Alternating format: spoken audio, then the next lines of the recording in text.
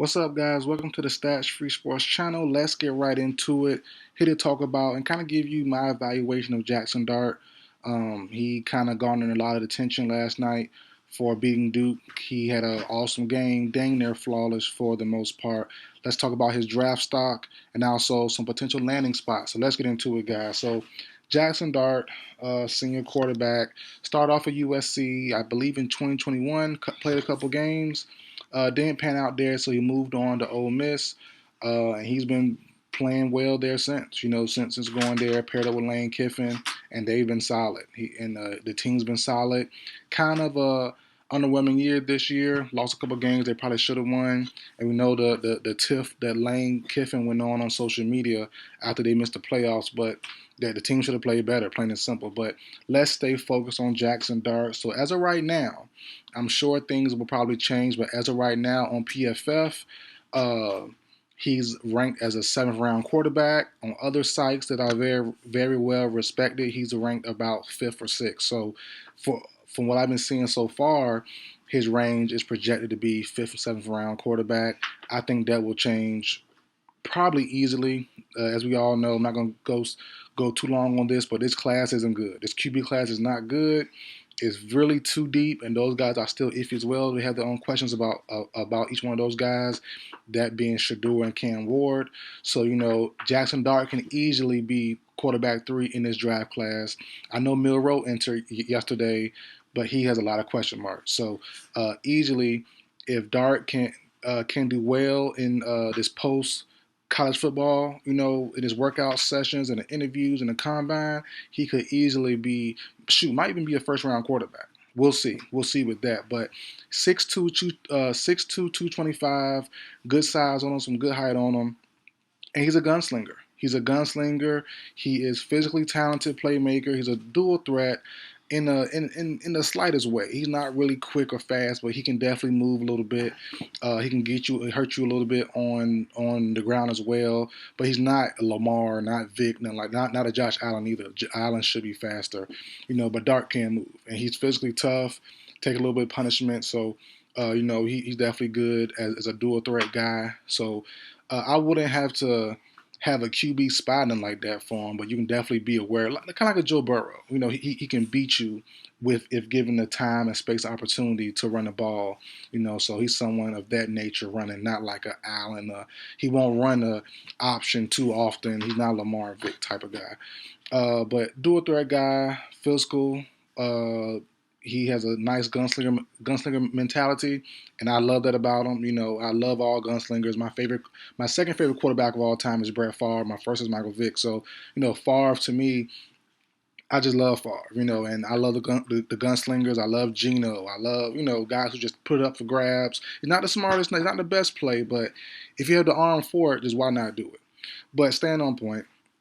The first red flag about Jaxson Dart is he a system quarterback?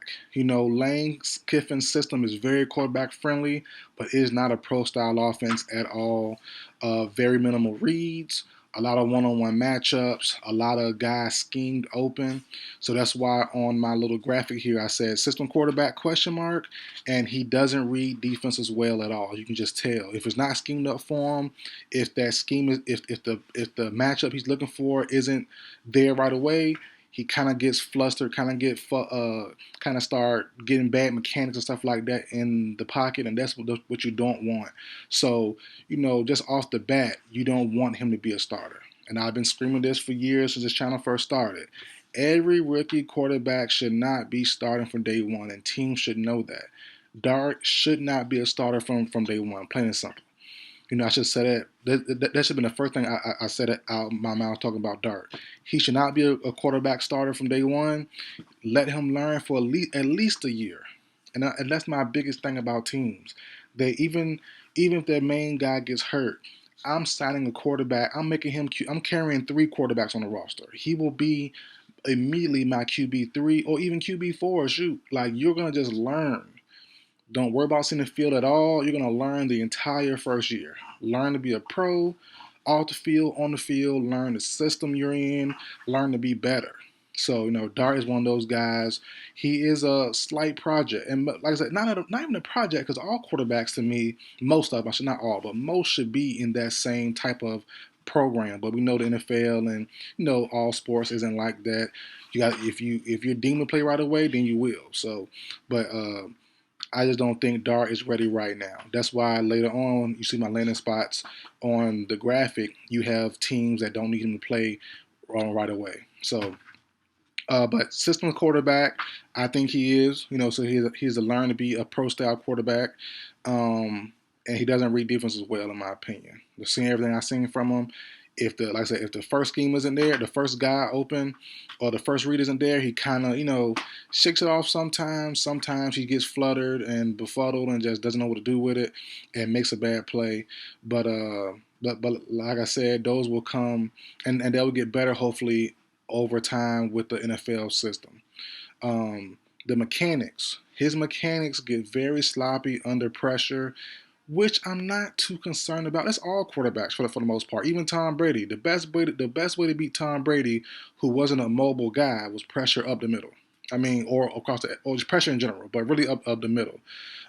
So that's most quarterbacks, but he is mobile, so he can dodge and duck and go outside the pocket a little bit. And he's really good outside the pocket also. Like I said, good play extender, good playmaker, can make those on the run. So off script plays aren't his forte, but he's good at it, and he's pretty solid. He's pretty average there. So I'm not mad at.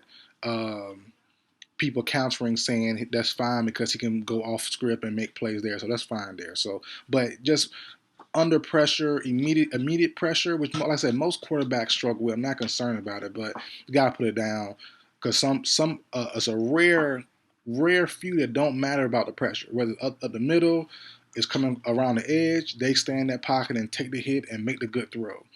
But most don't. So just gotta throw a red flag in there about his mechanics getting bad under pressure. That's fixed over time as well. So I'm not concerned about that really when it comes to Jaxson Dart or most quarterbacks. And lastly, his landing spots. Well, but before I get there, he also makes a lot of, which is common today's NFL or young players, a lot of different arm angles. Side arm, he can adjust his arm angle to fit the angle to fit the ball in certain spots. So that's impressive as well. Some guys can, some guys can't. He's definitely one of those guys who can. Above average arm strength, not too crazy, but it is average or slightly above average. And like I said, nice gunslinger, nice deep thrower of the ball. We saw it last night, that deep crazy throw on the left hand side of the field. Accurate, on the money. Guy was blanketed. I think double coverage, I believe. But he put it in there on the perfect spot. That can happen rarely, but can you do it all the time? That's a big question about that as well. But landing spots, as I said earlier, shouldn't start right away at all. Shouldn't even think about starting no time at all in year one. So I have the Raiders. They have O'Connell.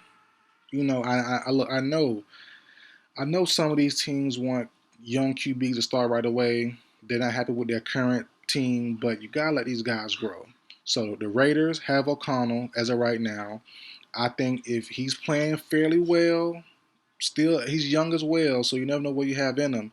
But he won't be a star probably. But if Dart goes behind him for a year and a half, and then let him come in, you might see wonders.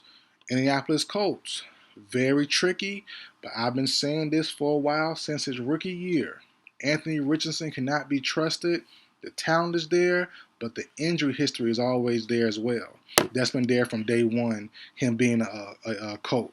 The first season, shoulder injury after shoulder injury, then lost for the season after the first, half the games.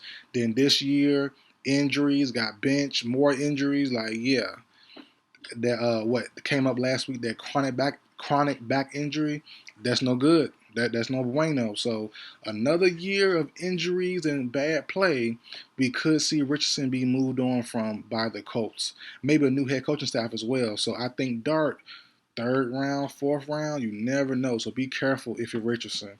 And also Colts fans, you might get a new quarterback sometime soon. Los Angeles Rams, I've been saying for a while, they should be in the quarterback hunt. Stafford's getting older. You need someone to take over in the next couple of years.